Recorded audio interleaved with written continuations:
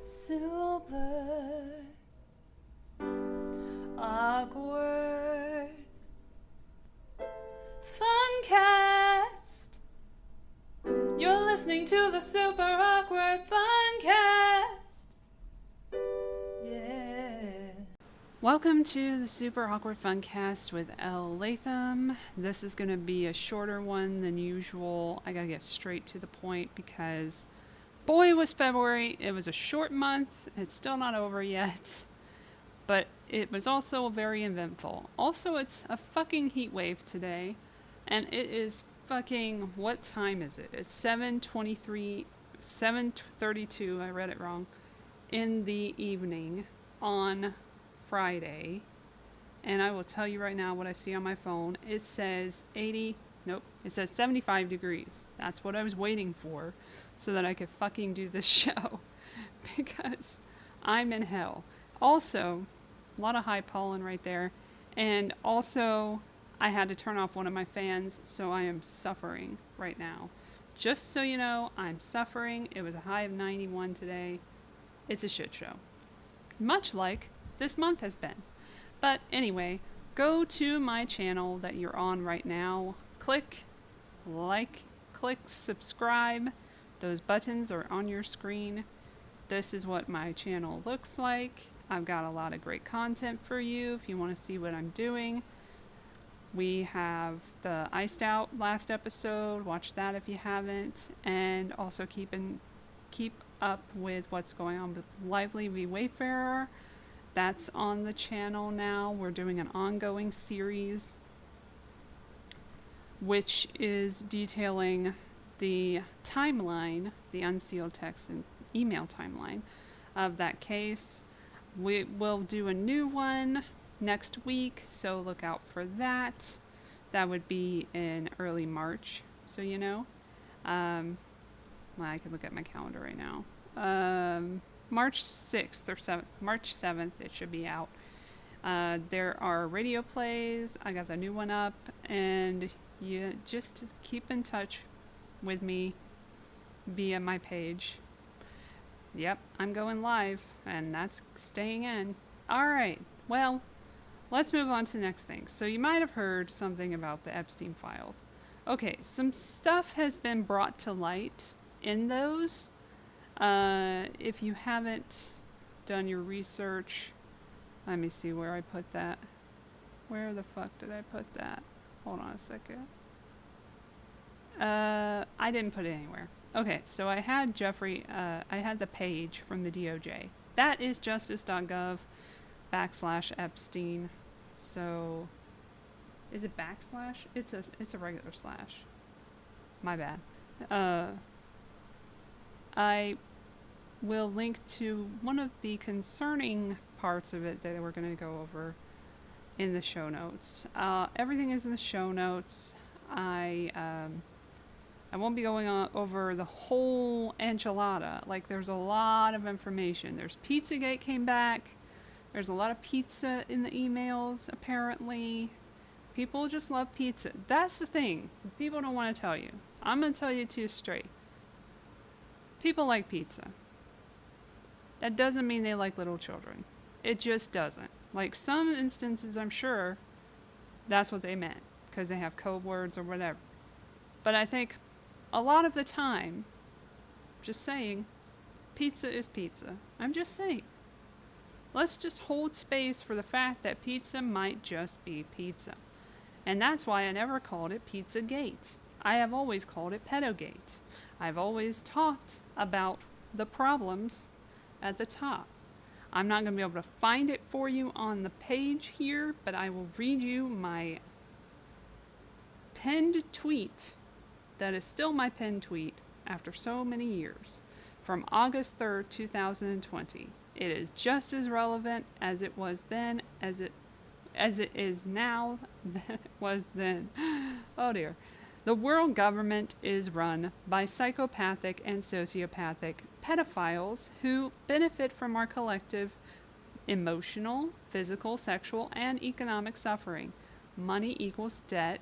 Every industry is bought and sold to these predators. Don't participate in their game, I warn them. hashtag COVID 1984, hashtag giant meteor 2020. And yes, I wrote it in that year because it was a year. So that was in the midst of one of the worst apocalyptic events that has ever happened. It was an apocalyptic event that opened a lot of eyes, which was COVID 19, the pandemic, which, as we will see later, was planned. And it's crazy that, like, they even came out with, like, they found out, oh yeah, well, it was probably a lab leak, and then they just left it alone forever. And they were like, oh, la-ti-da. No. And it wasn't a leak.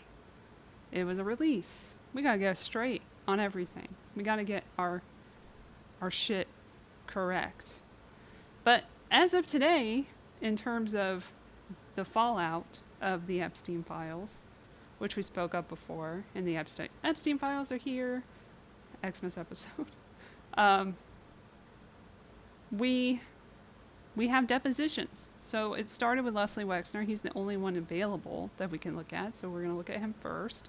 And he's one of the worst fucking people at the heart of this case, who's an alleged co-conspirator, and he has been accused of participating along with Ghislaine Maxwell and Epstein, Jeffrey Epstein. And somebody awesome in the comments gave us like a list of where the best parts of this deposition are, that are the most illuminating, as they say. So we're gonna go by that list, and I'm gonna like play those clips for you and explain what the hell is going on there. But keep in mind that today is a deposition day for Bill Clinton. Bill Clinton was deposed today. Yesterday, it was Hillary Clinton. They were in front of the GOP oversight. I think it's hilarious that there's a GOP oversight and a Dem oversight. Where's the oversight committee for all of them, for the uniparty? Because, like, I think we need one, but hey, I digress. Anyway, so let's start a little bit. We're going to go back here to 3804, because this is 4.5 hours plus of a deposition. You do not have time for that. I did. I watched all of it, so you didn't have to. But I'm just going to pick out the little parts that I noticed were really interesting along with the other person. And let's give them their due. Hold on, let me see if they're in the comments here. Yeah, the lawyer thing, we're going to get to that, because that was crazy, that comment. I don't know where this comment is, but I'm going to try and find it for you. It was way easier to find on my tablet, but that's okay. Let me scooch. Okay, let me not scooch then. That's fine. Alright, there it is. Found it. Okay, there's even more than I thought. Okay, so we'll... Thank you, ahead.Let. You did a great job. Okay, so we're going to start at the beginning, I guess. And then we're going to go through it. Alright, this is where we're going to start. I backed it up to 940 something. 2026. Mr. Wexner, let's start by briefly discussing your education and experience. Where did you attend undergraduate school? The Ohio State University. And what degree did you graduate with? Business degree. And I know you had a long career, but can you briefly summarize your professional career for the committee? Well, I was raised in a very poor family, and we had no money. And I had an Aunt Ida, and she loaned me her life savings, which was $5,000. And on the understanding I could put it in the bank, so it appeared that I'd have money. And I could borrow money from a bank, and I opened a store in 1963.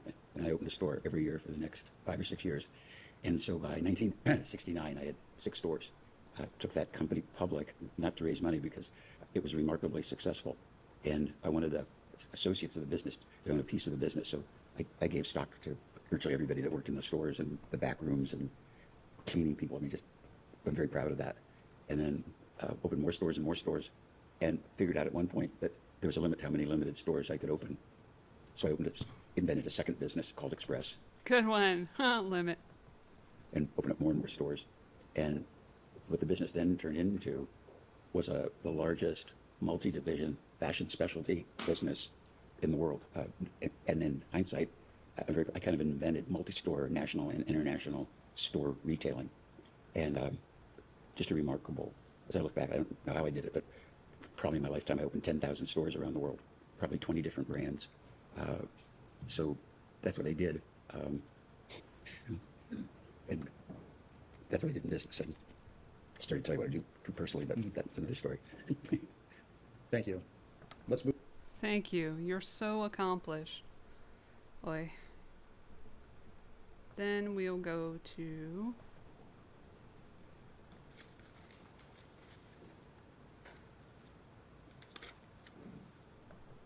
By the way, he is old as fuck. He's 88, I believe.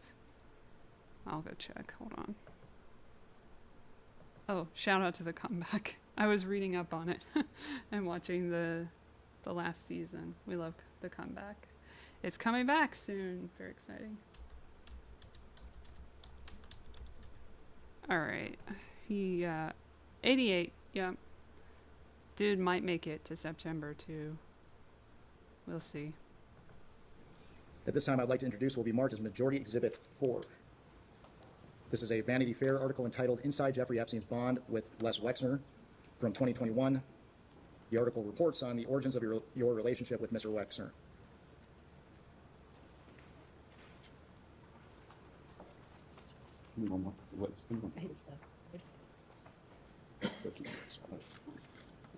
I'll note a hearsay objection for the record. I'm sorry. I'll note a hearsay objection for the record. Well, for the record here, federal evidence do not apply to congressional depositions. I'm noting my objection. I'm not instructing him not to answer. I'm noting that this is hearsay. That's all. Okay.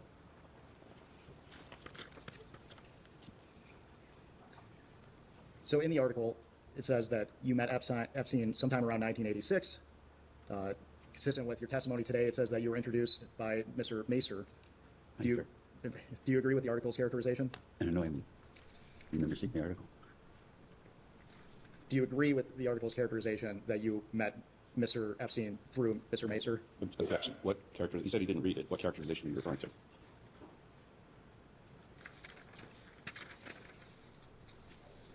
Go off the record. They go off the record quite a bit in this deposition, much like a real deposition in a real court situation. But it's unsettling, it's annoying that they keep doing it throughout. Let's skip through a little bit of something of these things and just give you the talking points for it, and then you can listen to like the craziest parts. Okay, so they get into the Vanity Fair article, and it's a flat denial of Meister's, that's the guy, warnings to stay away from Epstein, and he denies Epstein ever showed up with models for sexual entertainment. Pretty much a lot of denying of things happening, but then a lot of non-recollections of other things. Sound familiar? That's pretty much how it goes. There's a flat denial of Epstein ever claiming intelligence ties. Let's see that part, because that's actually interesting. Never. Let's move on to talking about Miss Maxwell. When did you... Wow, that was really important. Okay.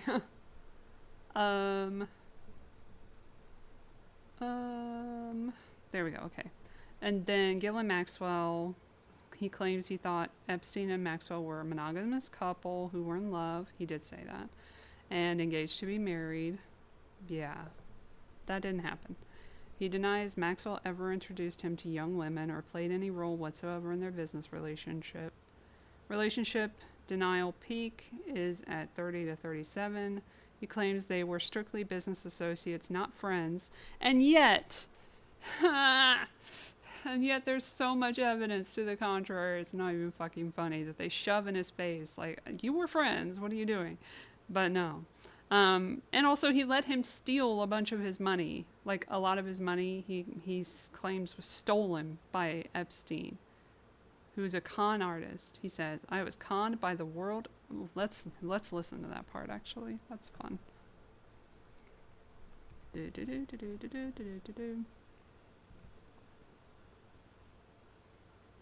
Oh.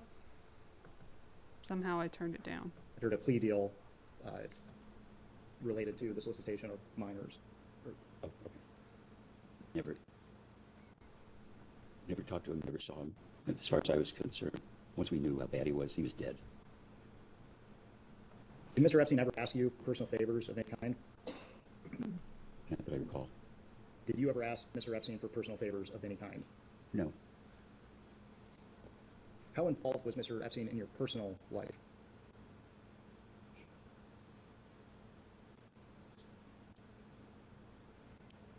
I didn't think about that. Not at all, really. I think he met Abigail after we were engaged, and he didn't know we were going to be engaged, so I didn't discuss my personal life with him or anything.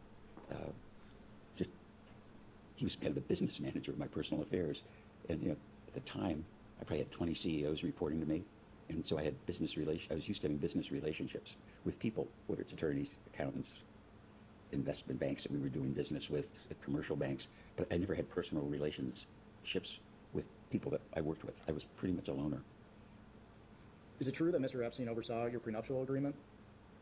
I don't recall that I had one.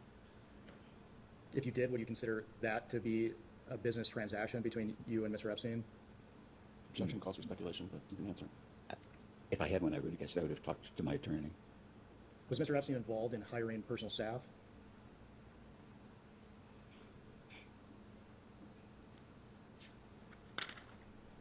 I think there's none.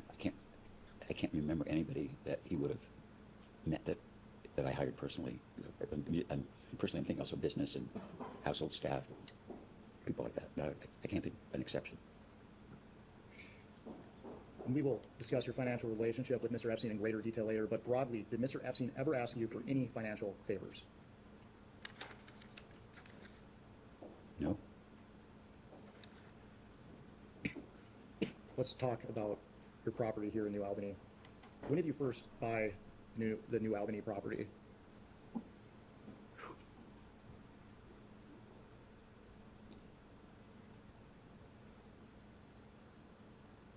Probably in the early mid-'80s, I started buying property as land.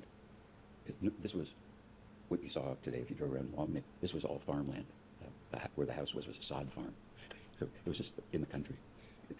Did Mr. Epstein play any role in the acquisition of the property? No. Did he play any role in the development of New Albany? Oh, no. On your property, would you often conduct business meetings? Would he? Would you? With whom? With anyone he's doing business with? Okay, including Elle brands? Yes. Okay. I think the only business meetings we ever had in the house were business meetings in Elle brands, community meetings, some university meetings, but no, I don't think we ever had a New Albany meeting. As a business in the house, we'd have it at the New Albany office. Okay, let's skip to the next one. Okay, so then they talk a lot about Maria Farmer, her accusations from 46 to 49, 42. It looks like these are not quite as close as I thought they would be when I click on them, but let's just move on. He completely denies knowing she was staying at the guest house adjacent to his property in 1996, or that his private security guards protected Epstein. And then at the hour mark, finally, we have the massage therapy conversation. Well, there you go. We'll get to that. Let's go ahead and listen to him. Look at his face. Uh-oh. No. Did he ever discuss receiving massages? Yes. What were the nature of those conversations? He told me massage therapy was great and I should get massages. Did he ever discuss who he was receiving massages from? No. So it is your testimony today that you don't recall him ever saying anything about receiving massages from young women or girls? Absolutely not. Or absolutely, I'm agreeing with you. Didn't do that. Was it common for Epstein to bring young women or girls to any other place where the two of you would meet? Never. Did Mr. Epstein ever request that you bring Victoria's Secret models to events at your home? No, and no Victoria's Secret models ever came to my home, even for business purpose. Did One exception. Oh yeah, I forgot about that. There's one exception. My wife had for about 20 years, a horse show here for charity, and one of the models' husband was a polo player, and I don't know how they showed up as a couple, and he gave either me or my wife a polo horse, which was, I don't ride, and Abigail wasn't interested in a polo horse, so that would have been the only exception. Did Mr. Epstein ever request that you introduce him to Victoria's Secret models? Never. And I just want to clarify your testimony earlier, but did you ever receive any massages from any young woman or girl brought to you or introduced to you by Mr. Epstein? Never. I don't know, guys. I believe him. Anyway. Then the 2006 arrest reaction is from 101 to 103. He says that what Epstein claimed he was being shaken down by a hooker. Let's get to that part. Scooch, scooch, scooch. Prior to Mr. Epstein's arrest, were you aware of any investigation into Mr. Epstein? Not that I recall. When did you become aware of an investigation into Mr. Epstein? Probably whenever it was in the press. I don't know when that was. And you mentioned the press. Was there anyone that was a part of your business that may have alerted you to his arrest? Could have been. And for the record, did you have any knowledge of illegal activity by Mr. Epstein prior to his arrest in 2006?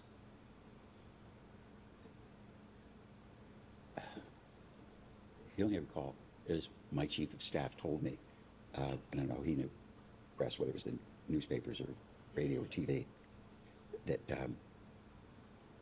that Jeffrey had been accused, or a woman was suing him for being aggressive. And I remember calling him and saying, "What the hell is this?" And he said, "I was being shaken down by a hooker." And I believed him. And I think the follow-up to that conversation was, I hope, you're not bullshitting me. Because if it is, the party's over. He said, "Absolutely not. Do you think I'm stupid?" Which is probably what I would say to attorney or say to you or anybody that I work with. If you do something off, you're out. So after you had that initial conversation with him, did you discuss the allegations as they were being investigated with Mr. Epstein, excuse me? No, I don't think I discussed it. It was done. And I believe that he wasn't stupid. I believe that he wasn't stupid. And he was a con artist. Okay. Then at 139, he starts talking about some financial stuff. There's a background plane there. There's a plane in the background. I have no time to cut that out. Financial bombshell number 1, it says here that the DOJ memo revealed Epstein stole or misappropriated several $100 million from Wexner, and Wexner's assets accounted for virtually all of Epstein's wealth. Let's see how he manages to deal with that information, which is totally new to him.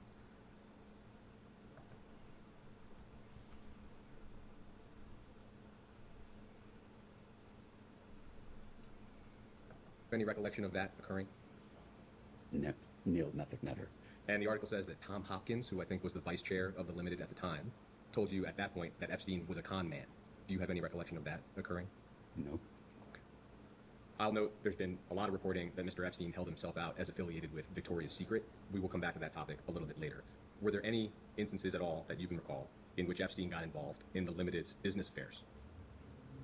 No. In terms of Mr. Epstein's compensation, how was he compensated for his work for you? I don't specifically recall, but I would guess fairly. That should be more clear. Was he compensated with salary, or would it have been investment-based, or securities, or fee-based? Do you recall? What was the way in which you would compensate him? I don't recall. We discussed earlier, I think, that Dude, put your tongue back in your mouth. the breadth of his theft from you, I think, has been estimated by your counsels to be the hundreds of millions. Do you recall approximately what Mr. Epstein's total compensation would have been in his time with you? I'm sure I would have known them, but I don't recall.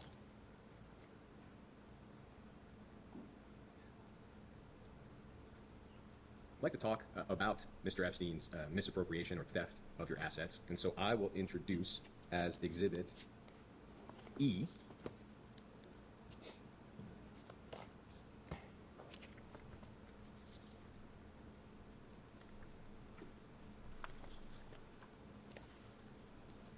So this is an excerpt from a memo that the Department of Justice wrote in December of 2019, and DOJ was assessing the extent to which people around Epstein might have been liable for their conduct. Okay. The memo is long. I've given you only the excerpt that relates to you. There's nothing else in this document that relates to you directly. The section that I've given you on the second and third pages of the document, 65 and 66 at the bottom, this is a summary of a proffer that your lawyer or lawyers gave to DOJ in July of 2019. With respect to Epstein's theft from you, in the second half of the second paragraph, I'll read it out loud. Your attorneys, quote, explained that over his years handling Wexner's finances, Epstein stole or otherwise misappropriated several $100 million from Wexner. That misconduct, together with the fees that Epstein paid himself for his services to Wexner, appears to account for virtually all of Epstein's wealth. So several $100 million is a large but not precise figure. To the best of your knowledge, how much exactly did Epstein steal? I don't know. I don't think I'll ever know. I'd like to try to understand a little bit better how Epstein was able to steal or misappropriate that many funds. One way, reportedly, is that the trusts that we described earlier, which I know you said you have no recollection of, I just want to be thorough. The trusts that he was trustee of would receive gifts of limited stock, and he would then sell that stock on the New York Stock Exchange and then use a portion of those proceeds for his own personal purposes. Do you have any knowledge or recollection of what I just described? I'm effing surprised. I shocked. I didn't know this. Is it that you have not previously heard what I just described? I never heard of it. Never saw this document. And it was publicly reported, I think, by ABC several years ago, but not ever on your radar. Never. The report indicates that it was more than or around $1.3 billion of stock that Epstein moved around that way. Not that he kept all of that money for himself, but the total amount of stock sales was over $1 billion. You have no knowledge or awareness of that. I don't know the amounts. The only trust that I'm aware of is my wife set up trusts for our kids, So however she set them up in the amounts, I have no idea what's in them then or now. And then separately, it's been reported that around $20 million of stock and cash were contributed by two of your charitable foundations to one of Epstein's charities. Do you have any knowledge or awareness of that? Effing shocked. I'm appalled. I never heard that. This is insane. You know that? No. Except so. Thank you, Mr. We have some additional questions from some of the Oh my gosh, this poor old man, he doesn't understand, right? They always like to right after the fact. All of this is coming out so far after the acts, which is what's so upsetting and annoying about the whole thing, and that's why they keep getting away with this shit. Because they don't do anything about it until years and years later. Look at Bill Cosby, look at Harvey Weinstein, look at Jeffrey Epstein, look at this, and he's not going to prison. He's not getting arrested. It's insane. This is all theater, but let's keep enjoying it, I guess. Then, he talks about the Virgin Islands and everything. He went to it. He called it a pretty crummy island with no trees. That's not true. I've seen the island. There were trees. Anyway, then he talks about Donald Trump, because you got to. That's one of the rules, apparently. He said he saw him at Victoria's Secret shows and noted that Epstein dropped a lot of names to seem powerful. A lot of people have said that. That's nothing new. And then, this is a big one. Let's get to this part. 2 hours in. Scooby-Doo. Oh, hold on. This is big. Explains that recent Department of Justice files indicate that in early 2000, Epstein was making quarterly payments to Dr. Michael Leigh, who is an OBGYN and the chair of the OBGYN department at Ohio State University. And you said that your wife received services from Dr. Landon, so you know. Yes. Okay, Dr. Landon said the payments were consulting services he provided for New York Strategy Group, which was some kind of firm associated with Epstein.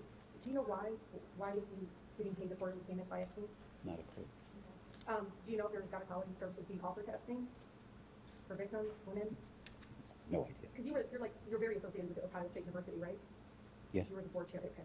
Were you aware that Jeffrey Epstein was paying him quarterly payments? No. You were. No. Okay, so the article suggests that Epstein would bill you and your wife for at least one of these payments in 2005. Quote, as we have in prior years. That's evidence within the Department of Justice, Mr. Wexner.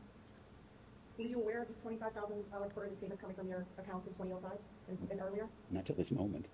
You know, Mr. Wexner, I'm watching this all unfold, and I just want you to know it's incredibly hard for people to understand you don't know this. Maybe you don't know specific details. Maybe you don't know the dollar amounts. But Epstein was able to be empowered and enabled to hurt more people with your money. Do you understand that? Oh, yeah, he's a crook. I know. But you don't know the purpose of the payment, and the money's coming from you. It's your money. And you don't know why he's paying a doctor at Ohio State University. Sadly, I don't. Did you introduce him to Dr. Landon? No. How did he meet Dr. Landon? I wouldn't know that he met him. Because Abigail, your wife received services from Dr. Michael Landon. Yes, and so did my daughter. So was it a routine practice for the New York State strategy group's expenses to be paid by your accounts? I never heard of it. It's weird because it's your money going in to pay for this consulting services of another company. It's weird to me too. So Dr. Leigh never talked to you about these Never. quarterly payments? Never. Something else that comes up, because one of the claims that you're saying that you're not close friends and everything, but some of us have access to the redacted email, some of us already, I think majority of us have gone down there. There is constant claims from survivors, again, they're redacted from some of the communication directly with Maxwell or directly with other women that were helping Epstein, and your name comes out synonymously sometimes with Epstein. Did you know that? Well, I know it now. Well, they also said that you were lovers, and I know it's nothing to be ashamed of. I just want you to know. It's No, it's nothing to be ashamed of. But it would explain, I think, the closeness that everyone consistently says. No one ever says you're not close. Is that, like, everyone says that you had a close relationship, that you and Epstein were close friends. Did you know that? Objection, hearsay. Okay. I think, Mr. Wexner, could you provide us with the name of every registered legal entity? And this is important, because if you don't know now, then give us the information. Help us find the people that were the girls with your money. I'm asking and encouraging you to, please. You started your business with your Aunt Ida's money. You don't want your legacy to be not just Epstein, but Dr. What is the guy's other's name? Dr. Richard Strauss? It's Richard Strauss, who also, well, it doesn't matter, you were chair of Ohio State University. You were the board chair at the time that he hurt other women, athletes on campus. This is to say to you, it's not only one person that hurt women, but now two that are affiliated with you directly. And I just want to urge you that if you don't know the answers to this, follow up with our committee, give us the information so we can find out who hurt the women and who benefited from it. So could you provide us with the name of every registered legal entity of which you were the beneficial owner between the start of your relationship with Mr. Epstein and his death? Can you provide that to the committee, sir? I would provide you with everything and anything I could to nail Please that son of provide a bitch. entities' names, where they were registered, and the date of registration, and the names of whoever acted as the agent of those entities. Can I request that you just put that request in writing and direct it to me, and we'll take it and And respond it's to it. important because, Mr. Wexner, so you know, the women, the survivors told us to follow the money consistently. The other question, and this will be my last, you claim that you have been a victim and defrauded by Epstein, correct? Correct. Then why didn't you file charges, go after him? He used money to hurt girls, and probably young men. Why didn't you do anything to recruit your name, which has been synonymous with Epstein? Do you know your name comes up in the emails among victims who never met you, but your name was used consistently? I'm not sure I understand what the question did. The question is, why didn't you file any charges against Epstein if he conned you of $200 million that we know of? Why didn't you go after him? Well, at the time I didn't know. When you And found out, why didn't you go after him? Is it because he was a good friend? no, You my had dad, I love when he laughs. Like, you can really feel the deep, dark spirit coming out when he's chuckling or he's smiling, remembering something that happened with Epstein. Yeah, I'm sure y'all had a lot of good times together. Well, those are over. my dad is probably laughing. You know, No, one of the things my dad told me that you don't get a pissing contest with an elephant. And running a public company for a long time, I'm not good at public relations or financial public relations. And so I would answer questions to analysts. I'd call people up and I'd tell them the truth. And what I learned in the course of my business career is whether it was my chief of staff, the company lawyer, personal lawyers, what should I do? And the advice is, let us handle it. You don't want to get ahead of this. So I'm happy that today is happening because I want to help and I would do everything I can to nail that son of a bitch. And I, Please let him, please. How are you nailing a son of a bitch? He's allegedly dead. So wasn't he already nailed? Didn't he nail himself? He slips up a little bit and he seems to know more than he lets on. I'm not saying he's alive, but I am one of the people who needs to be convinced that he's dead. I apologize. There's too much evidence that we've seen people rolled out who aren't who he is on the day, the cameras, and then they're fine. And then there's just a lot to the story that I don't understand. I saw a face on the island. It may or may not have been him. There's a bunch of shit that went down. Okay, so that's 2 something. And then we get to the Manhattan Mansion. He casually discusses selling his townhouse to Epstein for what he considered a fair $20 million. We don't have to get into that. That's definitely what he says. And then there's gang stuff that he talks about, discussing the sketchy email where he used Brooklyn guy slang to describe keeping hushed secrets for Wexner. Epstein did. And that's at 3 hours in and 13 minutes. And then discrepancies on the $20 million mansion payment. He can't explain how or if he actually received the money from Epstein for the NYC house, despite signing the deed over. He literally says that. And then the bizarre Prince Andrew call. This one's crazy. Let's go to that one. Go straight to that one. The whole thing is on the YouTube. I will share it in the show notes. Go crazy. 343. We're running right through it.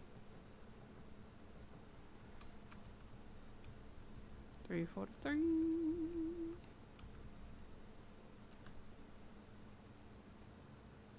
Well, It was just had nothing to do with anything that was going on. It was like, I know that you buy and sell airplanes in your business. I know you buy an airplane personally, and I know you buy and sell airplanes. And when you do, if you need an advisor, I'm available. It was like, no, thank you, I'm covered. So he offered to advise you on purchasing airplane. Pardon? Did he? He offered to advise you? I'm just trying to understand why the Prince of York would be calling you about. Yeah, me too. It was like out of the blue. I mean, you could have called me up that day and said you were the Prince of York and you want to advise me on my lunch or something. I was like, what the hell is this? If you would have recognized the difference in accents. Yeah, maybe. And respect to those other figures who I mentioned, did you ever see or become aware of any prominent academic figures or this so-called Sultan of Dubai or ahead.Let or any other notable person being introduced to young women by either Epstein or Maxwell? Well, I've never met Howard Lutnick. Just didn't know his name until he became popular or, in the news. Yeah, his name's extensively in the So, you're wrong. but anyway, I just never heard his name, didn't know him. Some of the people that were on that list, I knew their names, and some of them introduced themselves to me. But that wasn't his I question. understand. Wasn't it? No. Oh, because you asked me. I thought you asked if I knew this. Any other of those prominent individuals, were you aware that either Epstein or Ghislaine Maxwell was by the way, thanks to the lawyer for like keeping him in line. It's like, no, answer the fucking question. facilitating introductions or contact no, between those absolutely not. individuals and young women? No, absolutely not. And you yourself, sir, never had physical contact with any of these young survivors or victims, as they are alternatively called, these young women? Never, ever. All right, then that's all I have. Thank you. Just two more, then we'll give you a break. First, with respect to the birthday note that we looked at earlier for Mr. Epstein's birthday, just making sure we have your testimony. It's that you signed the note, your friend, but Mr. Epstein was not ever actually your friend from your point of view. Is that correct? Correct.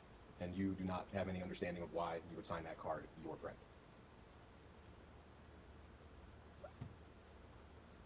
I think I was sending a birthday note to somebody, say your friend or something. I wouldn't just sign my name. It'd be like I don't know, but it's not a salutation, is it?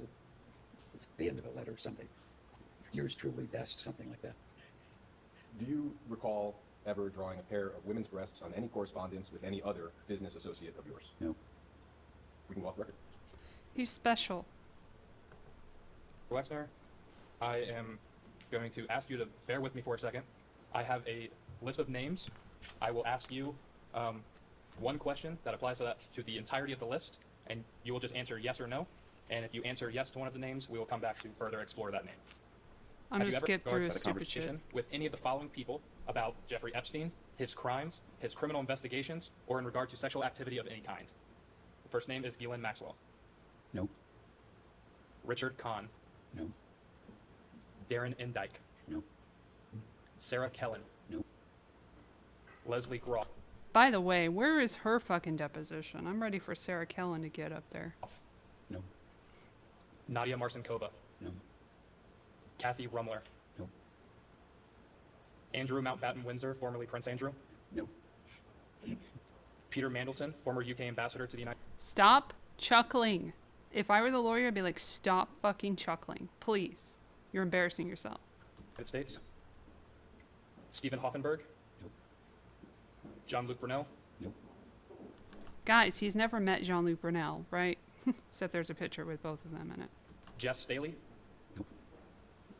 Paul Morris. Nope. Stephen Cutler. Nope. Mary Casey. Nope. Justin Nelson. Nope. Leon Black. Nope. Where is his deposition? Glenn Dubin. Nope. Eva Anderson Dubin.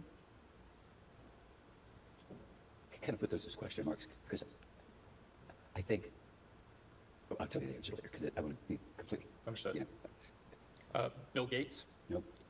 Any person elected or appointed to any federal office? Nope. Any foreign government officials? Nope. So you said you wanted to clarify on Glenn Dubin and Eva Anderson Dubin? You have clarification on that? Yeah, I know both of them. I met Ava when I thought she and Jeffrey were engaged and going to get married. And I met Glenn at Harvard. By the way, he says Jeffrey a lot in this deposition. That's a tell to me that he was close to him. Because I feel like a business associate, you would be like Mr. Epstein or whatever. Like, it's just something I noticed. I don't know, 10, maybe 20 years ago. He was acquainted with someone there. And I was at David, it might have been David Gergen's funeral, something like that. And I saw them and I hadn't seen them in, I don't know, 10 or 15 years. And they said hello and said something, isn't this a shame? What happened to Jeffrey? And I said, yeah, it's a shame, something like that. It was that vague. But most of the names that you mentioned, I've never heard before. I don't know those people. With Glenn Dubin, you said it was 10 to 20 years ago at Harvard. When you mentioned Eva Anderson Dubin, you said you thought she was engaged to Jeffrey Epstein. Do you know approximately when that was? At the time I got engaged to Abigail, so about 92. Okay. But I haven't seen either of them until David Gergen's funeral for maybe a decade. I haven't talked to them, never socialized with them.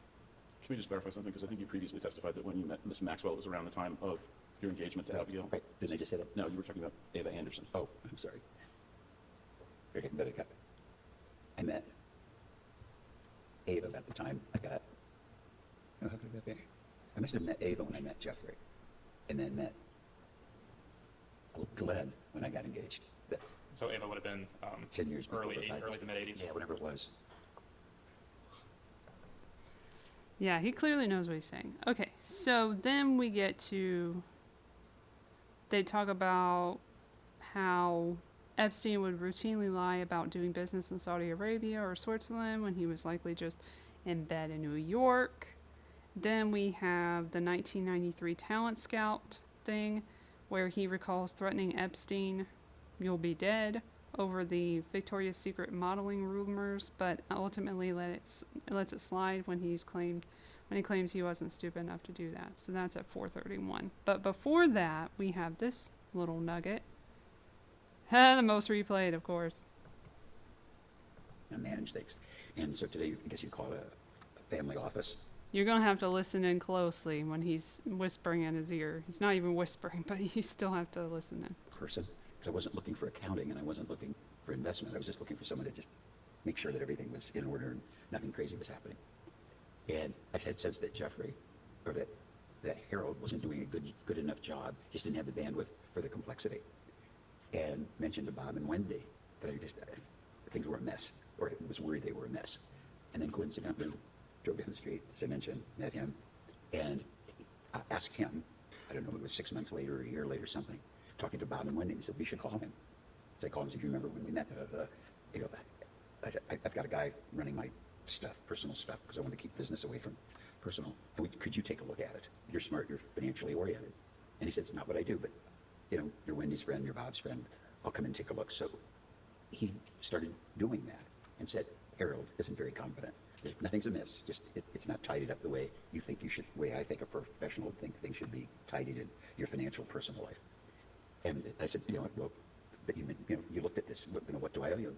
And again, part of the con was, I don't want to be paid. And so after 2 years of him sorting it out, cleaning it out, I thought, started to pay him for the work. And I don't remember what it was at the time, but in terms of professional fees and whatever, I thought it was fair. And that's how it happened. So I think I'm giving a long answer, but to understand it in context. Because if I just say yes or no, you won't understand it. And I really want this whole group to understand it. And I never would have guessed I was being conned. Never, ever. The deceit was so subtle. Yes, I know. Answer the question. Yeah, okay. I'm sure we all appreciate the stories. We're just trying to answer the questions they actually want to be answered. Okay, that's very helpful. Thank you. I hope it is. And could I ask you, I think you said in the last hour it was your understanding that Mr. Epstein, while he was working for you, also had other clients. Is that right? Yes. So would that mean that his work for you, you understood it to be part-time?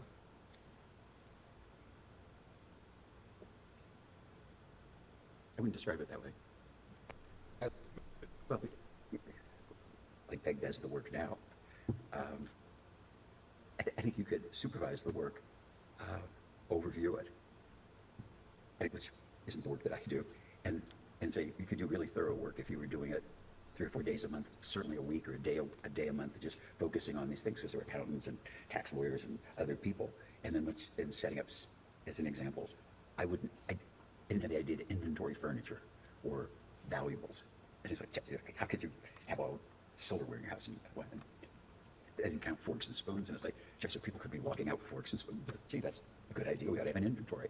Then I hired a lady to be like the house manager who had run the U.S. Embassy in Rome, and said, yeah, I know how to do this. And I said, well, why don't we keep inventories of stuff? And she said, well, yeah, I could do that. So she did that as kind of a puny example, but I wouldn't have had the idea.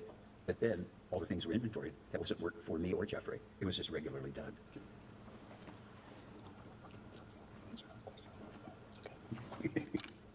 Answer the question. Okay. A discrete question on a different topic. We know that at one point you owned a property in Palm Beach. It was a large oceanfront estate. We understand that you sold that estate to a guy named Abe Gossman, and that later Mr. Trump and Mr. Epstein got into a bidding war over that property. Do you have any knowledge of, or did you have any involvement in that dispute between Mr. Epstein and Mr. Trump? No. He sure did answer that one very succinctly. He got scared. Okay, so then we've got the talent scout thing. I don't want to get into that. But yeah, basically, like, he said that whole thing about you'll be dead. Let me see what it says here. Yes, I do believe it. So is it right that you were no longer upset following that conversation because you believed that he had not, in fact, held himself out as a scout? That's accurate, yes. That's how I felt. Do you recall whether you had the impression that your executives simply made the story up? Or... I don't recall. Just knowing how I think about things, I probably would have said this is just Jeffrey Single. You know, it's a thing to say. A rumor could get started. I got to chase it down because, God forbid that anybody was in the business, let alone outside the business, was dating people in the business or dating models or recruiting them or any of the stuff that we now know is true. I'd have fired them on the spot. In May 1997, a young woman named Alicia Arden says that she was introduced to a man who identified himself as a talent scout for Victoria's Secret. That was Jeffrey Epstein. Mr. Epstein allegedly invited Miss Arden to his hotel room in Santa Monica, California, to audition for the catalog. When she arrived, Mr. Epstein grabbed her, tried to undress her, and said he wanted to, quote, manhandle her. Miss Arden fled in tears and filed a police report. It's one of the earliest allegations that are known against Mr. Epstein. Yeah.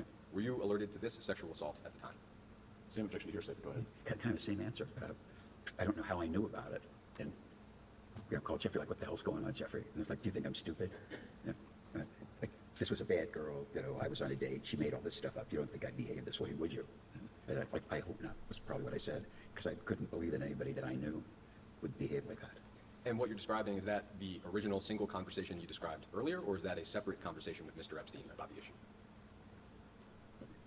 I'm a little confused. But this question about the lady in the hotel in New York was one conversation, and the notion or the discussion about Jeffrey's interviewing models, I think, was a separate one, and they didn't happen simultaneously. I understand. It sounds like that might have been about 4 years apart from each other. You could tell me 4 years or 4 months. I don't remember. So it sounds like at that point there would have been at least 2 conversations with Mr. Epstein about the broader Victoria's Secret issue. In 2004, a woman named Elizabeth Attai had a similar experience. She was invited to Mr. Epstein's New York home under the impression that he would be able to get her a job as a Victoria's Secret model. Mr. Epstein apparently, allegedly, undressed and handed her a vibrator. Ms. Attai threw the vibrator at his head and ran out of the room. Were you made aware of this allegation at the time? I never heard the story before. In 2005, the New York Post ran an article describing a Romanian model who allegedly landed a gig at Wexner's Victoria's Secret brand thanks to Mr. Epstein. Did you have any knowledge about models who actually acquired jobs at Victoria's Secret directly or indirectly through Mr. Epstein? Well, no, but I didn't meet, interview, or pick models. That wasn't what I did, and no one in the business did. But just to phrase it clearly, to your knowledge, did Victoria's Secret ever hire or contract with a model at the recommendation of Jeffrey Epstein?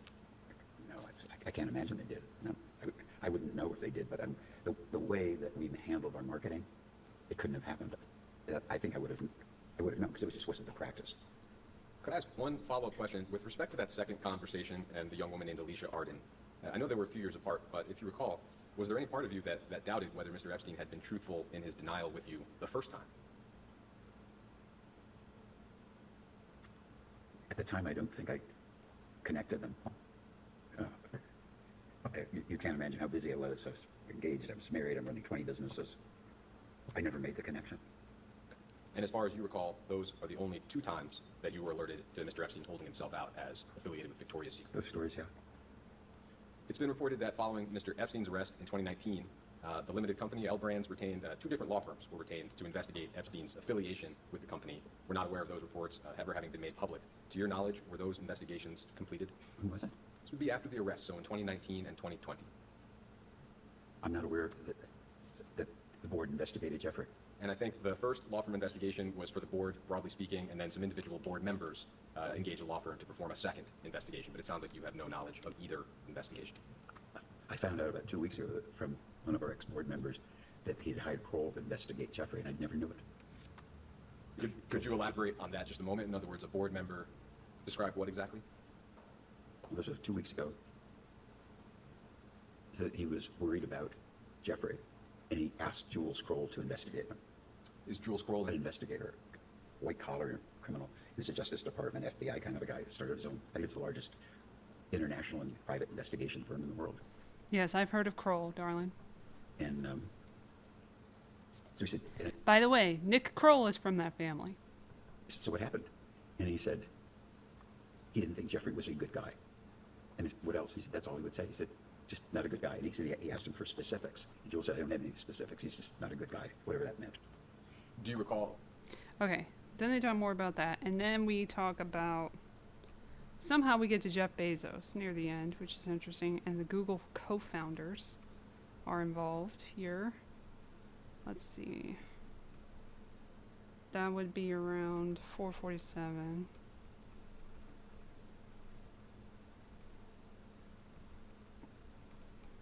Then we'll wrap this up in a bow and throw it out the window. He'd say, I was in Aspen last week. I said, oh, what were you doing in Aspen? And he said, the family that owns Fidelity in Massachusetts, Johnson. He said, I worked for Abigail Johnson, and I was there talking to her about their family situation. But he could have been making it up, but at the time, he works for the Johnson family. They're pretty sophisticated. He would talk about the founders of Google, that they were friends, and he'd visit them. He would talk about, you got to come out to San Francisco. You should meet the Amazon guy. Bezos. And I said, no, I'm not too busy, and I'm interested, and I don't do what he does. And then I said, well, he's really a smart guy. You should meet him. I said, if I'm ever in San Francisco, I'll look him up. I'm too busy. Trying to think if there's any others. The Google guys. I never met them. I never met Abigail Johnson, but I know the name.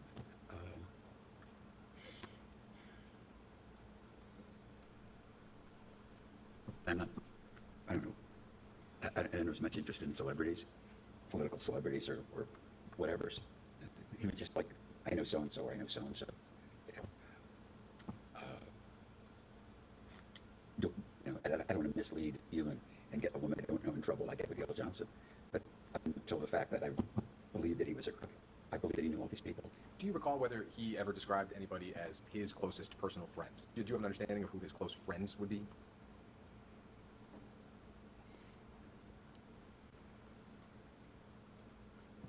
No, he would talk about friends that he had.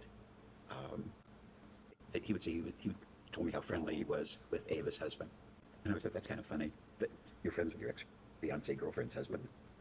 But it was stuff like that.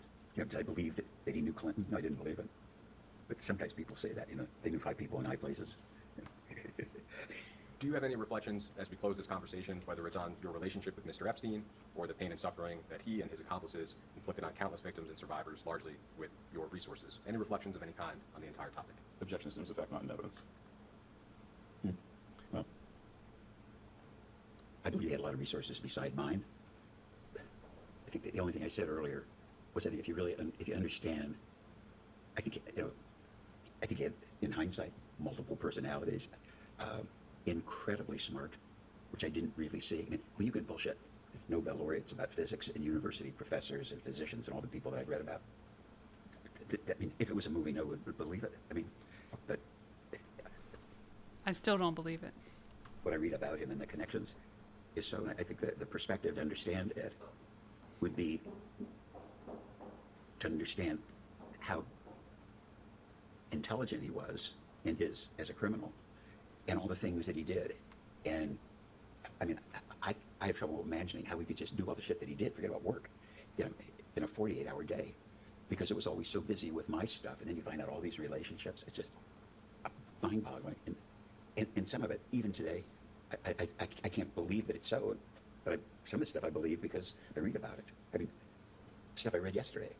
I can't believe this.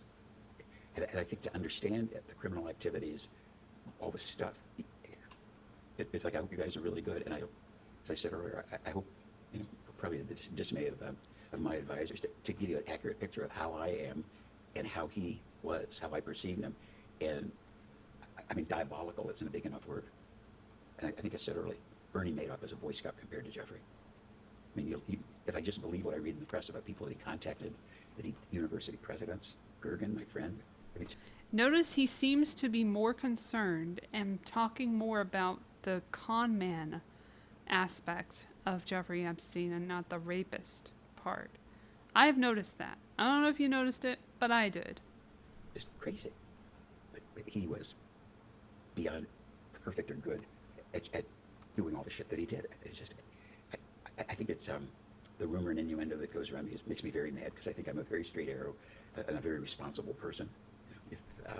Clearly not. If you were so irresponsible with your millions of dollars and billions at one point that you just let him take it.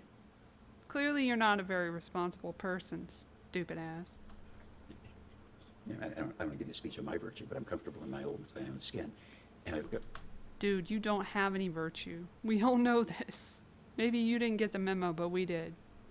it's so preposterous to me what he got away with so long with so many people that I can't imagine how a mind could do that. With your money. In your house. And be robbing banks. It's crazy. Thank you. And then one last question. I think your counsels represented to DOJ that your assets accounted for virtually all of Mr. Epstein's wealth. Sounds like you don't agree with that? I wouldn't know it. But I really don't know what his wealth is. But, you know, island house, all that, lifestyle, buying people's gifts.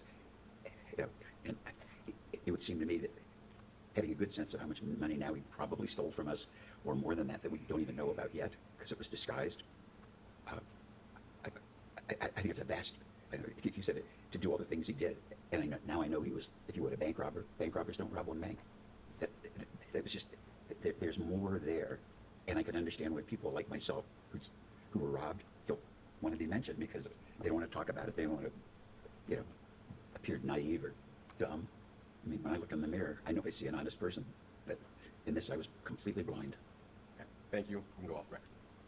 Yeah, we don't believe you. We don't believe you.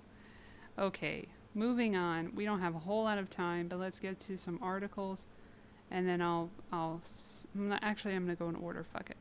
I'm gonna go in order. Here's another accomplice. If you've seen the files, you know Mark Epstein is in there. He's done some weird shit. And let's see how the brother reacts. This brother is very suspicious. Very fucking suspicious. And he says that he was killed. One of the truthers out there who thinks he was killed. Let's see how that goes. Let's just watch it together. No. Well, that I think that's believed your brother didn't take his life, that he had been killed in prison. Is that still your view?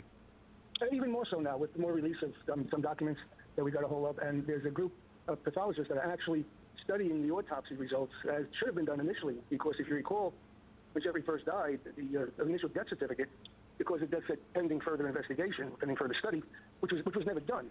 And this group is actually studying it, and they're concluding, and they're doing a report that will come out shortly, that's being peer-reviewed, for a number of reasons, where they're showing that this couldn't have been a suicide as they claim. And also, with the more documents we've been getting, things like the Dr. Roman, who did the actual autopsy, she said in her deposition afterwards that she was prevented or told not to take DNA evidence, and she was prohibited from going to the crime scene, which is highly unusual in these kind of cases. We also found out that the FBI lost a lot of the information on the videotapes because they switched out hard drives when they were warned not to do that, because when you switch out the hard drives when they did, it was going to lose a lot of the information. But they went ahead and switched out the hard drives anyhow. So they did lose a lot of information, video information. And there's more and more facts that, look, if this was a suicide, it would be pretty simple. There'd be no need for all these shenanigans and all this documentation. Also, I had requested a full report from the medical examiner's office because initially I only got the partial, and then after everything was done, I more recently requested the full autopsy results. And the DOJ, the Southern District of New York, prohibited the medical examiner's office from giving me everything. They redacted part of the file until for a while. Finally, we were able to get it. But why? The question becomes, why all of the games? Why all the obfuscation? It just doesn't make any sense. And then when this report comes out, they will conclusively show that it was not a suicide. And then you got to start. We were talking earlier about... Then who killed him, or who had him killed? Right, well, they're legitimate follow-up questions if, as you say, it wasn't as it seemed. And hopefully they will continue to investigate that because there are so many conspiracy theories swirling about it. We were talking earlier about how King Charles III in the UK has a big issue, of course, reputationally with his brother. It pales into insignificance compared to what I imagine you've been through as Jeffrey Epstein's brother. What is life for you like as the brother of perhaps the most notorious person in America? Well, my life is fine. I'm just getting a lot more calls from journalists and ask for these kind of interviews. And I've told people I only talk about Jeffrey's death because I found that when I answer questions about anything else in the files, whatever I say gets misconstrued to fit somebody's agenda. So I no longer answer questions about the things in the files, which I really, to be honest, don't care about. I wasn't part of any of that. I'm not named in anything. And, and if anyone's in the files or something that's supposed to be getting into trouble for something, I have nothing to do with that. That's their problem. Actually... Not mine. I don't want to be cold about it. But I have my own life. Look, trust me, it would have been a lot easier for me if I thought Jeffrey committed suicide. I could have then, mourned my brother and went on with my life. But instead, I'm right, but when you say, yeah, sure. But when you say you don't care about the files, I mean, I presume you mean because you're not directly accused of wrongdoing in them, which is completely correct, and you shouldn't have to justify something that doesn't involve you. However, your brother is obviously, there's so much stuff in these files which exposes him as an appalling human being. My question for you would be, how much of this is new to you? I mean, do you even recognize what you're seeing from your brother? Jeffrey and I were not, I didn't see him for 7 years before he died, although we were always in communication with phones and emails. So I didn't know what he was up to. A lot of the stuff that's come out is surprising to me. I wasn't aware of a lot of this stuff. And I'm going to say, like, with him, even though he's my brother, that was his problem. And now that he's dead, it's not his problem anymore. So again, unfortunately, I really don't care, to be honest with you. I'm just concerned that my brother, whoever and whatever he was murdered. That's my concern. But you care about the victims, I presume, of your brother? These are the questions I don't get into. Have a good day. He does not. Piers, sweet summer child, he does not care. He was involved. There was a gynecologist. I can't, just look up gynecologist Mark Epstein. We don't have time. But, goddamn. This dude is so fucking suspicious. He was totally involved, knew what was going on, said stuff that alluded to his proclivities. You know what? Fuck that guy. And you know what? Now we're seeing who he is, which I already did. But anyway. In other news, we'll go from there to this, even though this is going to take very short of a time. You might have heard there was more news today. In the news of Monopoly, it was either going to be Paramount or Netflix in charge of the WB Discovery shit show, which was already part of a Monopoly. We're just conveniently forgetting in society that monopolies have existed for quite some time and were enabled more so in 1996 with the Telecommunications Act going through from Bill Clinton, who is again being deposed about his relationship with Jeffrey Epstein. So great job there. And so now we're seeing the fallout of that and all the fakeness of oh my gosh, the clutch purling, the clutch purling, is that a word? Clutching your pearls of the industry. Oh my gosh, this can't be. Oh, we wanted Netflix to win. As if that would be any fucking better. It wouldn't. Netflix is a different side of the same fucking coin. They're both politically involved companies at this point. They've both been taken over. But yeah, here's the latest news from Variety. Paramount's apparent victory in Warner Brothers' bidding war sparks optimism and concern from global players. Fewer global decision makers means fewer buyers. Yes, but that was going to happen. This is what you have enabled. Paramount has been very supportive of Windows, so for exhibition, it's a positive, says this British cinema veteran. They're just talking to random people over in Germany. They're going all different places. But then France, according to Okay, so this is all research stuff, seeing how everybody feels. But it's just like so convenient that they keep forgetting what has already occurred before this. It says right here at the end, however, the regulatory review of the WBD Paramount Skydance Pact plays out, there's also hope that despite having failed in its bid for the studio, Netflix's assessment of Warner Brothers and the pledges it made in terms of putting films in cinemas might impact its decisions moving forward. So we're all for Netflix now. I'm hopeful that having seen the success of theatrical releases from Warner Brothers, Netflix will now look at their own pipeline of movies coming up, and hopefully we will have an opportunity of releasing some of those movies theatrically, maybe as a statement of good faith, says Fuse Richards. Okay, so that would be all well and good if we had human actors continuing to play roles, but that's where we're going to have a lot of loss, and that's really sad too. Here's another thing in the emails that I really wanted to bring attention to. It's a big part of it that's being talked about right now. This is from February 6, 2026. This is very illuminating and disturbing, but not surprising because we knew it was a pandemic. We knew. We told you that shit was released. It was not. It was planned. The Event 2011, we've talked about it all. Go back to the episodes, the pandemic episodes. I do have a series of them where you can see everything as it went and me losing my co-host and all of that shit. So you can go back in time that way on the channel. But this is IB Times. They're pretty legit. And it says Epstein connected to pandemic planning. Leaked Kemp email says, I hope we can pull this off. One message outlines initiatives including a pandemic simulation, sound familiar, health data systems, and analyses of U.S. healthcare spending and neurological technologies. So it says, the email dated March 2015 was authored by Walter Kemp, who served as Director for Europe and Central Asia at the International Peace Institute, a think tank affiliated with the United Nations. Kemp's, which is also involved in sex trafficking, as we've learned in the past, and sexual abuse of, from the people that they hire. Kemp's professional background includes roles as spokesman and speechwriter at the UN Office on Drugs and Crime, and as a senior advisor of the Organization for Security and Cooperation in Europe. In the message, Kemp attaches a draft agenda for a pandemic preparedness meeting and proposes next steps.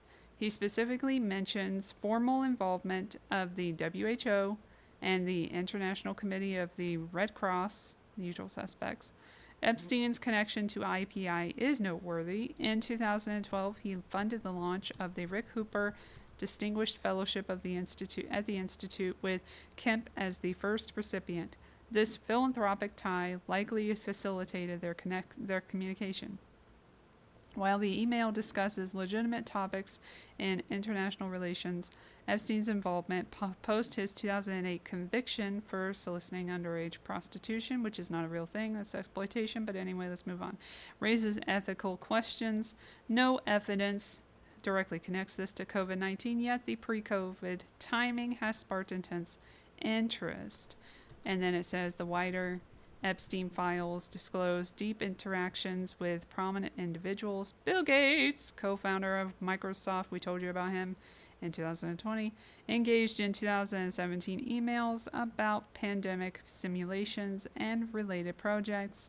One message outlines initiatives including a pandemic simulation, which he ends up doing in 2019, October 18, 2019, which is the Event 201 and NYC. They don't mention that, but that's true. Health data systems and analyses of U.S. healthcare spending and neurological technologies. Gates has publicly acknowledged his meetings with Epstein as a mistaken judgment, emphasizing that no financial benefits arose and distancing himself from any wrongdoing. Elon Musk of Tesla and SpaceX also features prominently. His emails show that he was making repeated attempts to visit his properties and the island and everything. It was kind of embarrassing. Let's move on. And then it shows like all this stuff, the connection and everything that people are getting from it. So here's the original email. I'll go to that. I'm going to move it over actually. Oh, that's not it. We're not there yet. Okay. I'm going to scooch it over here. It won't matter, but for me only. So here's an email. This was March 20th, 2015. This says, please find attached a draft agenda for the meeting on preparing for pandemics. As requested, let's discuss next steps. For example, how to officially involve the WHO and ICRC for co-branding. Best regards, and I hope we can pull this off. What the fuck does that mean? We'll never know. Anyway, let's move on. We have a lot to talk about. Let's give them something to talk about. Okay, I'm not getting copyrighted on that. Okay, then we have the whole Chomsky situation. We'll just breeze right through this one. There's crazy ass communications with Noam Chomsky and Jeffrey Epstein. His wife came out and was like, oh shit, sorry about that. And it turns out his wife is probably like the one who really like put all that together. So let's not believe everything she says. Anyway, it says here the best way to proceed is to ignore it about PR after the sex trafficking stuff. That's particularly true now with the hysteria that has developed about abuse of women. He's talking about Me Too, which has reached the point that even questioning a charge is a crime worse than murder. Just a quick note that Chomsky was of the variety of people who were saying that if you didn't get vaxxed during the pandemic, then you were a bad person and you should be excommunicated. So, yeah, we should all think about each other and get the gene therapy drugs that Bill Gates wants to sell us. Okay. By the way, is Gabby still around? Because it should really be fucking dismantled by now. Anyway. Neither he nor his second wife and spokesperson, Valeria Chomsky, immediately responded to inquiries about the Epstein-related emails in question, including whether they disputed the authenticity of the 2019 advice attributed to the scholar. Okay, so there's more stuff about him fantasizing of the Caribbean and stuff, like the island, like he went to the island and shit, so that's bad. It's just really not looking good for him in this, and it's just kind of interesting because he's been a gatekeeper from the beginning and has been a fucking lying sack of shit and not on the side of humanity, so that's interesting. So yeah, you can read this. He turned 97 in December, and he's not doing so well medically, but that's no reason because Stephen Hawking was also in the files and also in a picture with his caretakers who just happen to be in bikinis, as if he's never been with a caretaker before. Come on now. Anyway, moving on. There's this big article here. We're not going to get into it too much, but it's talking about Donald Trump's role, back to that whole thing where they were talking about the contest and stuff. So we're going to look at that real quick. This is from the Look of the Year competition. We're going to get to that in a second. And so they had a party. He was closely involved in the competition. In 1991, he was a headline sponsor, throwing open the plaza, his lavish chateau-style hotel overlooking Central Park, transforming it into the main venue and accommodating the young models. He was also one of its 10 judges. He hosted the competition in 1992 on a similarly golden evening in early September that year. There's more info on that. It says one of the girls on the boat that he was on was Shauna Lee, then a 14-year-old from a small town outside Toronto.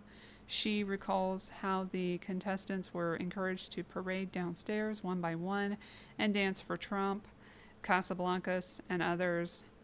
Lee, an introverted teenager who loved to draw but hated school, was in New York for the first time. A woman at the agency was pushing me. I said to her, I don't see why me going down the stairs and dancing in front of those two has anything to do with me becoming a model. And she said, no, you look great. Take off your blazer and go and do it. So I walked down the stairs. I didn't dance. I blew a kiss at them, spun around, and walked away.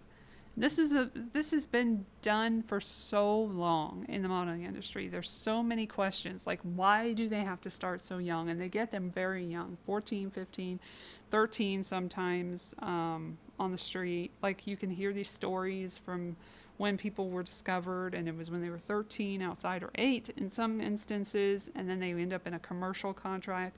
It's all very disturbing.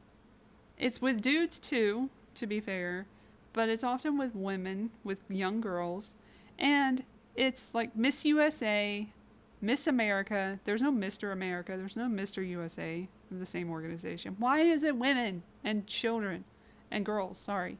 Like, why? It doesn't make any sense. Elite models. There's a whole bunch of information in here. It's really good. John Casablancas was put under the microscope later for what he did. There's a whole lot of stuff. So then we also have the video, thanks to S. Smith here. So this is the intro to the 1991 Look of the Year contest. The contest is the ultimate contest for women that want to go all the way in the modeling business. Featuring 58 of the world's most beautiful young women competing for more than $700,000 in prizes. Wow. The chance of a dream come true, a career as one of modeling's superstars. We'll take you behind the scenes, onto the runway. You'll see the fun, feel the excitement. You'll pick your favorite, along with our panel of expert and celebrity judges. You'll enjoy front row VIP seats at our gala evening. One of these contestants will be selected as the Girl Look of the Year. Don't forget that one of them is going to be coronated into the Queen today. The Look of the Year, 1991. The Look of the Year is an international model search that has introduced many of today's superstar models to the fashion community and the world at large for the very first time. It all began in 1983 in glamorous Acapulco, Mexico. A Look of the Year tradition was begun when 3 of today's most famous faces made their debut. My name is Stephanie Seymour, and I come from San Diego, California. My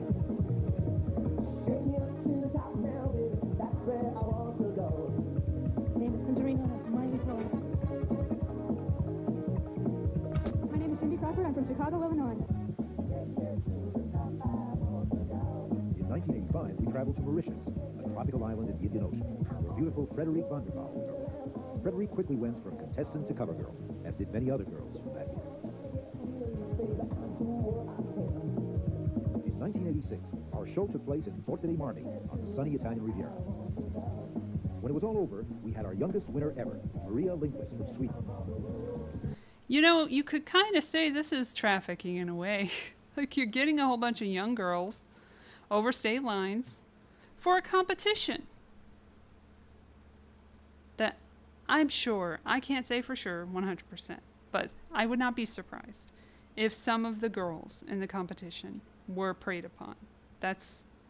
I think that's partly what people are concerned about. And not just like people, yeah, they bring up Trump and everything and him doing these things, but he's just a symptom of the problem, the real issue in the industry, where it is about like go parade yourself in front of these adult men and see if they like you enough.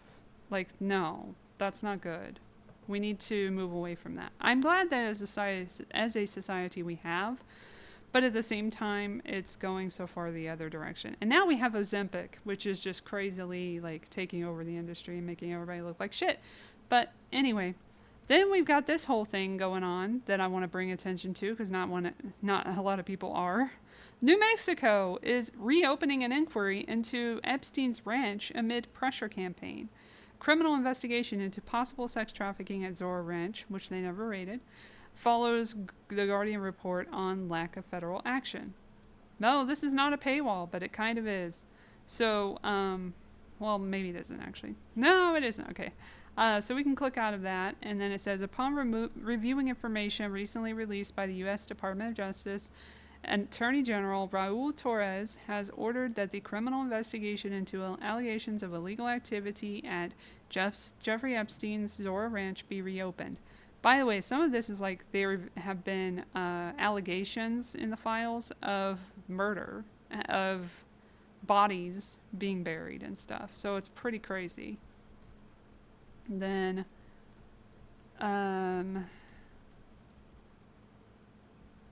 let's see.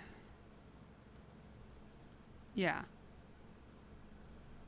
The New Mexico State Department of Justice said its renewed inquiry will follow the facts wherever they lead, carefully evaluate jurisdictional considerations, and take appropriate investigative action, including the collection and preservation of any relevant evidence that remains available. This is a legislature that is not afraid to take on tricky issues where we need a lot more U.S. Justice Department work here, not less.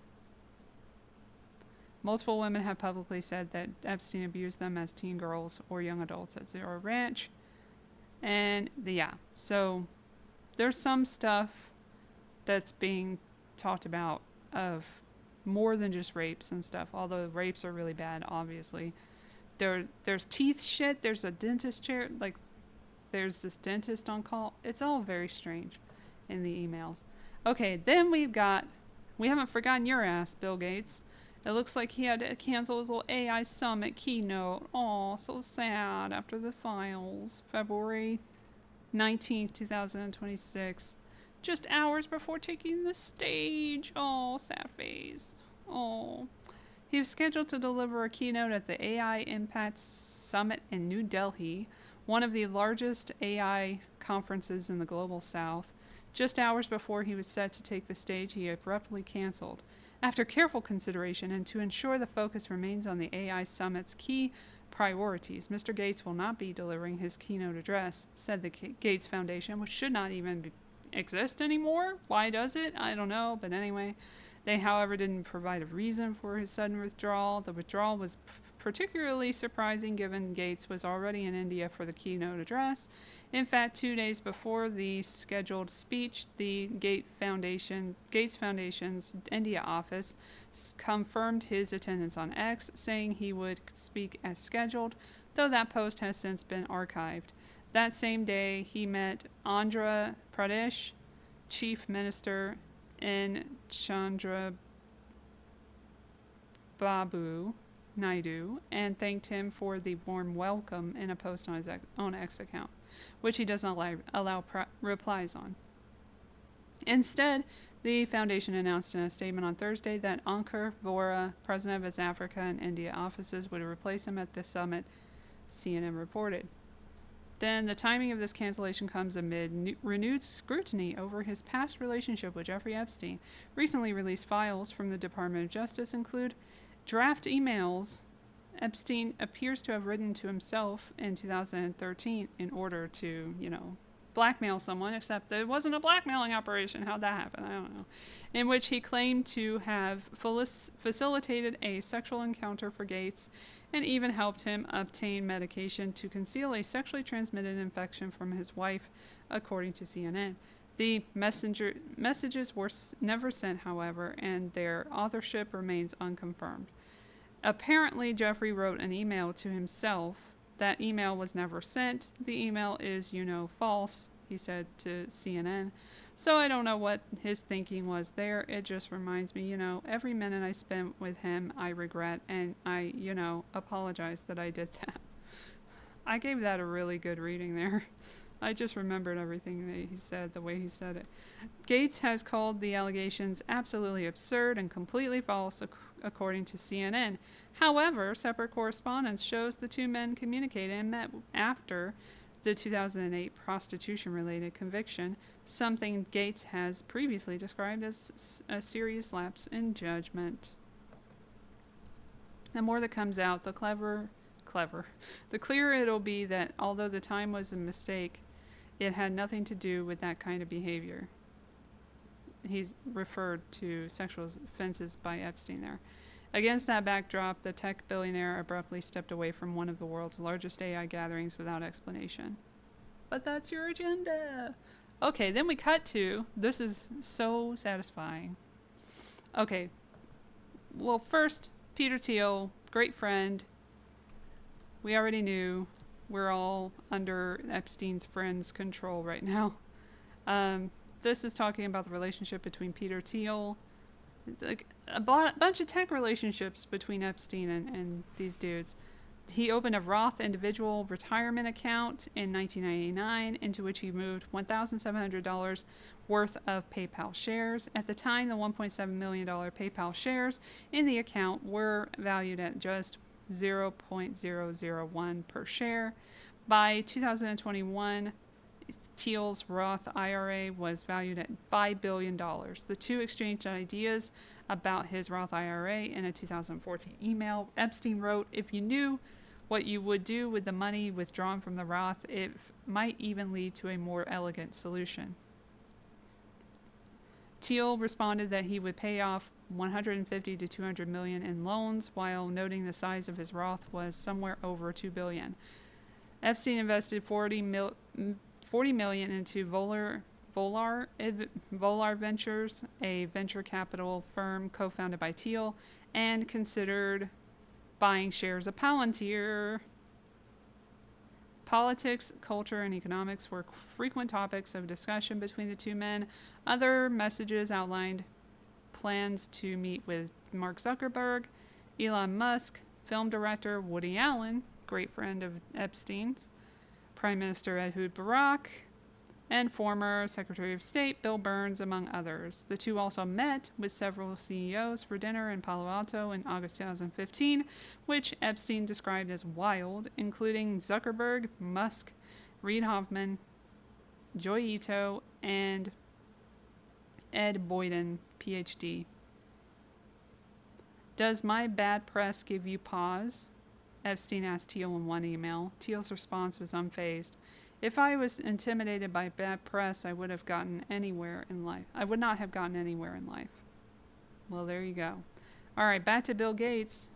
Like I said, Bill Gates spoke candidly about Epstein ties at a Gates Foundation meeting, spokesperson says. It says, Bill Gates addressed his connection to Jeffrey Epstein and took responsibility for his actions during a town hall meeting of his nonprofit Gates Foundation on Tuesday. He spoke candidly, addressing several questions in detail. The Wall Street Journal first reported the news of the town hall. Gates appears multiple times in the release of documents connected to its investigation of the late financier by the DOJ. The DOJ's files include email correspondence between Gates and Epstein about philanthropic projects, calendar entries documenting dates they got together, and photos of Gates at events the two men attended. Gates has not been accused of any wrongdoing in a connection to Epstein and denies any knowledge of his crimes. He said he had met with Epstein to discuss philanthropy and believed he could help Gates raise money for issues like global health. "Every minute that I spend with him that I regret, blah, blah, blah." Photos and mentions of him in the Gates files have attracted increased attention since the DOJ released millions of documents last month. Last week, he pulled out of the keynote address, like I said. And then his wife came out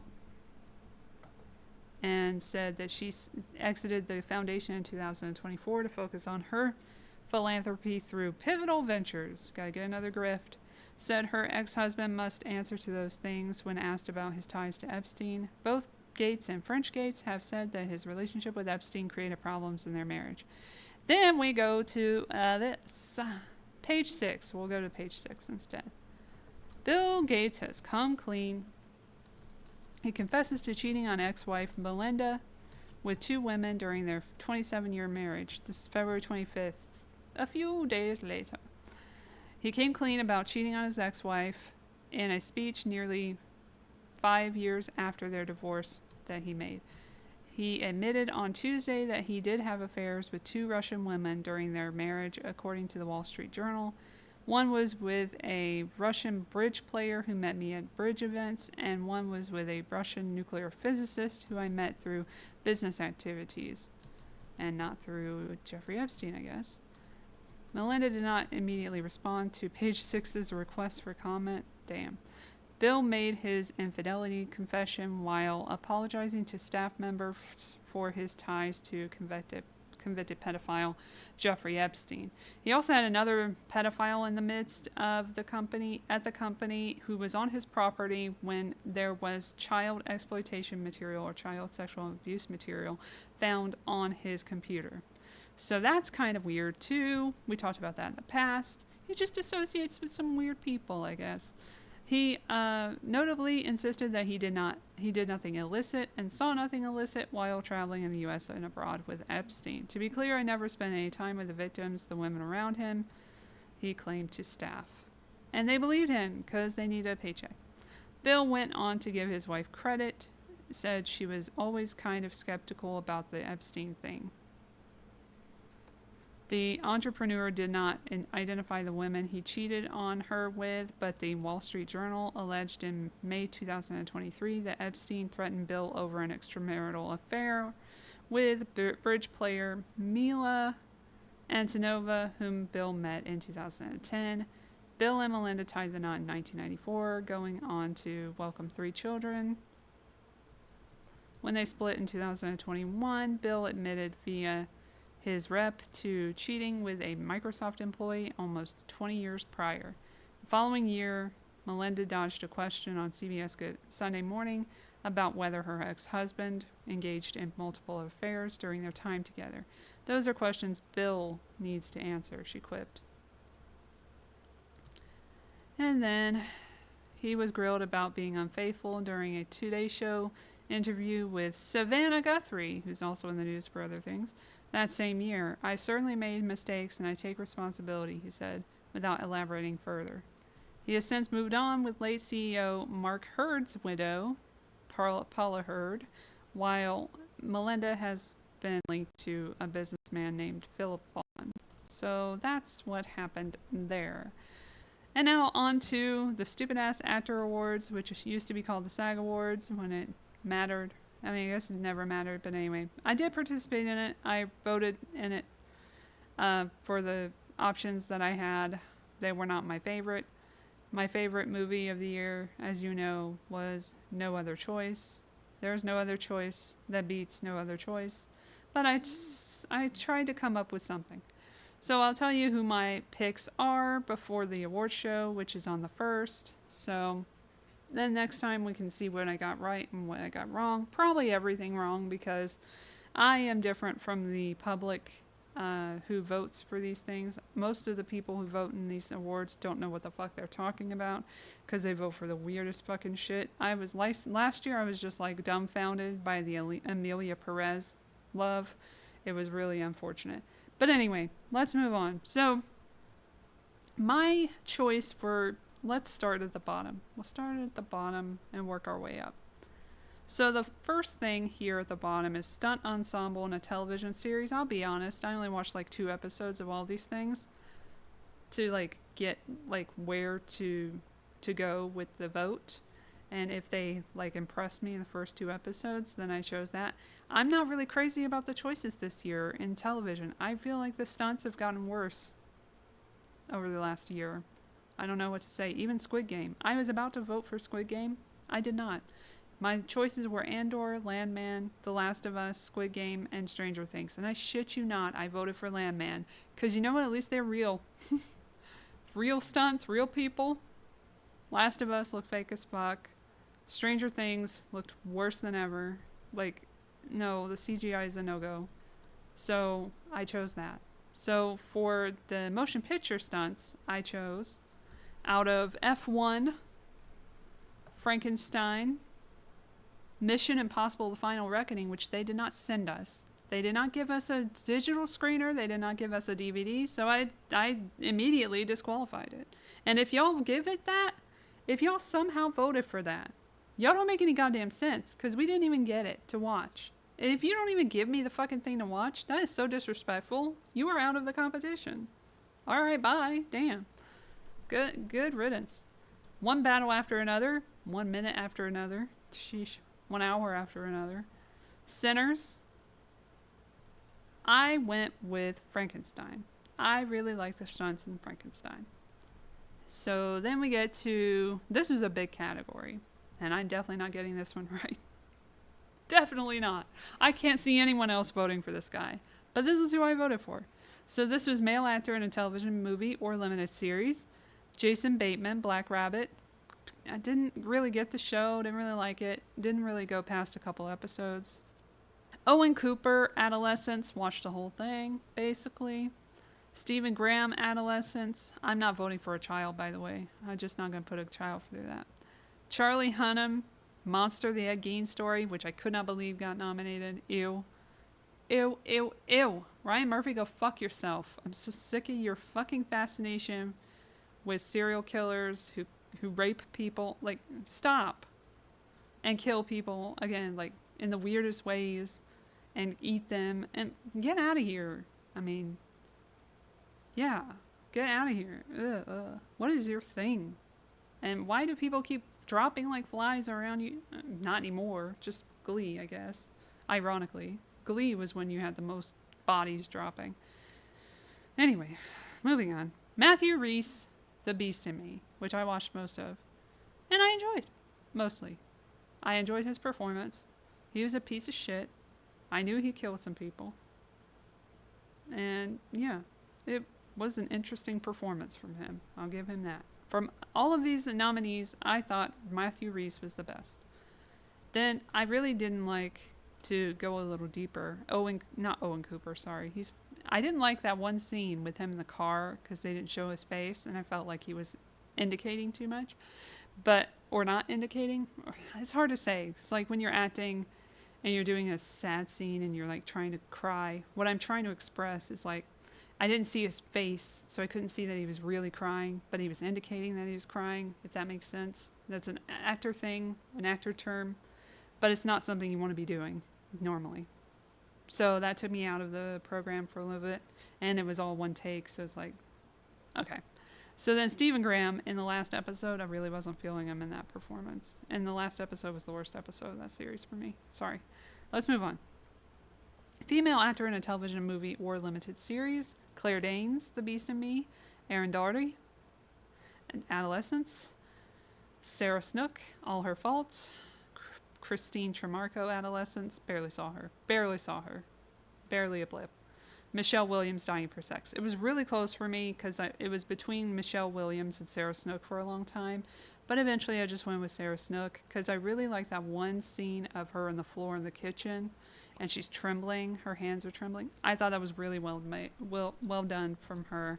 And she got me in that scene. It took a while, but she finally got me. Then we got male actor in a comedy series. Ike Barinholtz, The Studio. Adam Brody, Nobody Wants This. Ted Danson, A Man on the Inside. Seth Rogen, The Studio. And Martin Short, Only Murders in the Building. I have to be honest, I love Adam Brody in this role, and Nobody Wants This. It's my favorite series that's a comedy. It's not nominated for some fucking reason, but it's really the best, in my opinion. And I enjoy his role as Noah. I think he's awesome, and I enjoy him a lot. I enjoy watching him. He's multifaceted. He showed a little more flaws in this season than he did in the previous one. And I thought he did a great job. So I'm going with him. And he's funny.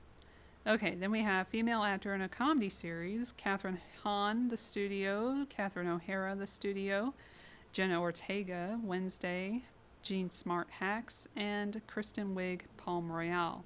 Now, who I went with on that one was an easy one, and it was before I found out that she was dead. Thank you very much. And it was Catherine O'Hara. I had already decided I was going to vote for her, and I still voted for her because she's amazing and a legend, and I miss her. Okay, ensemble in a comedy series. Abbott Elementary, The Bear, for some fucking reason still. I will never understand why it still gets nominated in this category. It does not belong there. It's disqualified by being there, in my opinion. Hacks, Only Murders in the Building, and The Studio. I went through everything. I went back and forth on it, but I ended up going with Abbott Elementary because I didn't like the fucking storyline in Hacks, to be honest, because, like, what the fuck are we talking about, like, a fucking late show for in 2026? It was stupid.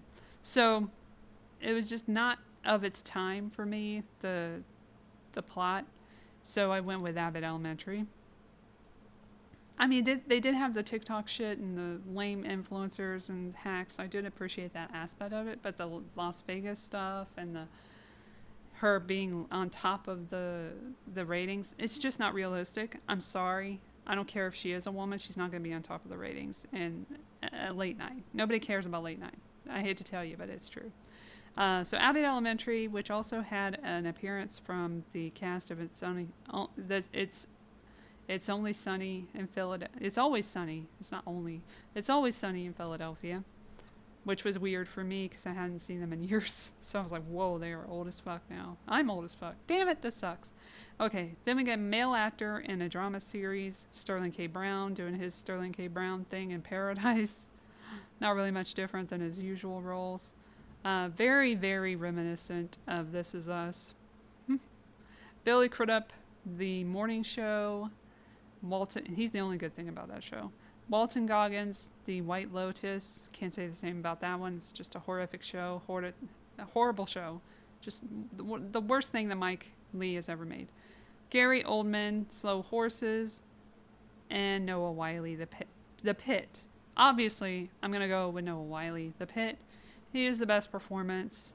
He gets you. When he breaks down in that one scene, he just did such an excellent job of expressing that PTSD.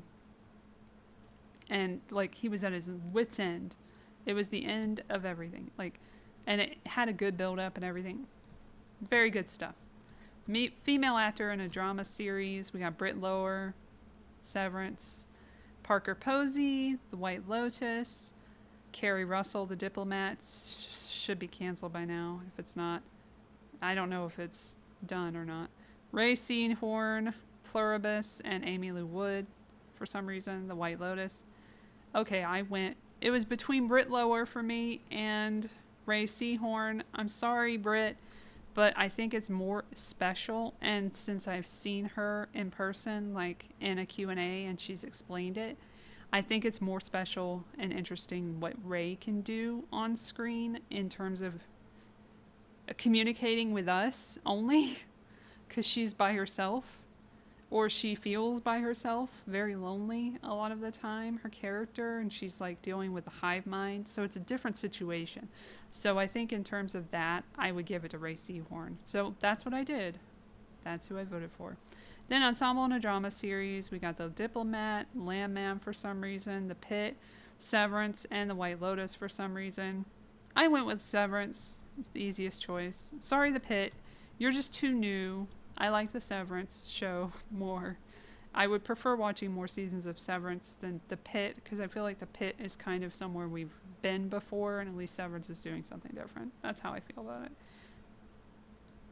Male actor in a supporting role, Miles Caton, Sinners, Benicio del Toro, One Battle After Another, Jacob Elordi, I love how I say his name, Frankenstein, Paul Mescal, Hamnet, Sean Penn, One Battle After Another. This was easy for me. It was easy for me to pick the creature from Frankenstein, who's the one really like the soul of the movie, the heart and soul is the monster or the creature created by Frankenstein, played by Oscar Isaac.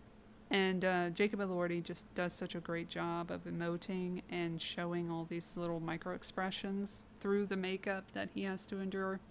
And it's just so impressive, the performance, and it really got to me. And I loved his vocal work as well. Very reminiscent of the performance of Nosferatu with Bill Skarsgård. Very similar. But I really enjoyed it. And it made the movie, really. And Paul Mescal, I'm sorry, I'm not very impressed. There was one scene where he was kind of getting me at the end, at the play, Hamlet. But then after that, I was just like, the whole time. Was like not very interesting to me. Benicio del Toro was barely in a lot of that movie, One Battle After Another, and his character didn't really make much sense to me. But no one really makes much sense to me in that movie, to be honest. The movie doesn't make sense to me why it exists and why people like it, but it is what it is. And then Miles was great in Sinners. It's just not the standout for me of the pack here. And then Sean Penn, bless his heart, no, just too over the top for me. One of the worst performances among that group of men, to be honest. And I'm alone. I know I don't give a shit. I have my opinion. Female actor in a supporting role.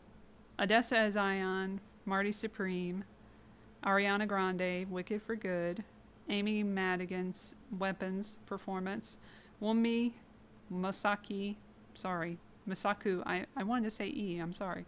Wunmi Mosaku, Sinners, and Tiana Taylor, one of the most overrated performances of the year.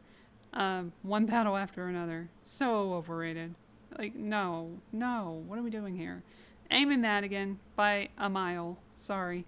I do like Ariana Grande, and I wouldn't be mad if she got it, but I voted for Amy.